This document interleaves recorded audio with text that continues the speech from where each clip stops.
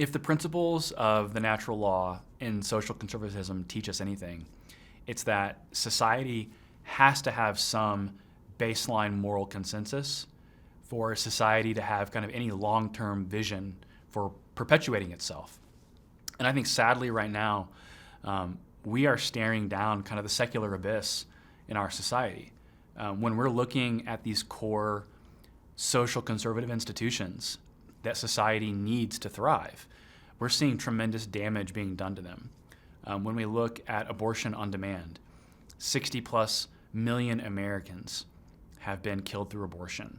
When we're looking at the redefinition of marriage, the fact that we don't even have a common consensus on what marriage is anymore or what constitutes the natural family, I think that's extremely problematic and destabilizing.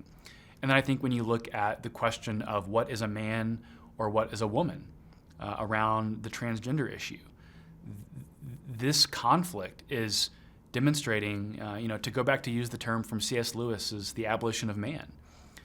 We really have kind of beginning to scrape at the bottom of the barrel as far as our attempts to abolish ourselves or to undo ourselves, whether through abortion, whether through not even being able to identify what a man or a woman is, and then being unable to appropriately channel our understandings of procreation into marriage, and that being the exclusive definition of marriage.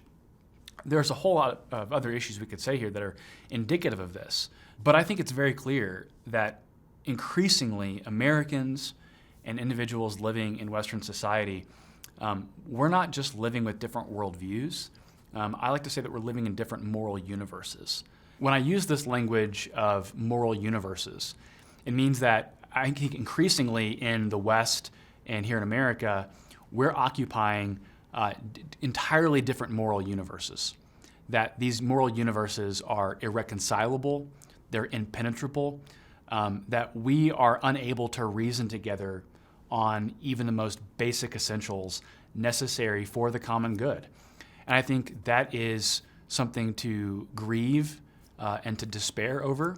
I think it's also a call for us as Christians to love our neighbor by sharing the truth with our neighbor about how our neighbor has been made. We talk a lot about loving our neighbor as Christians, and we rightfully should. One of the ways we have to do that is to set the conditions in our society for our neighbor to thrive. Now, obviously, our neighbor may not believe that our understanding of their best interest is actually in their best interest. But that's where we have to be able to have that space for continued dialogue and pleading with them. Even if you disagree with us, we really are for you in our belief of seeking your good.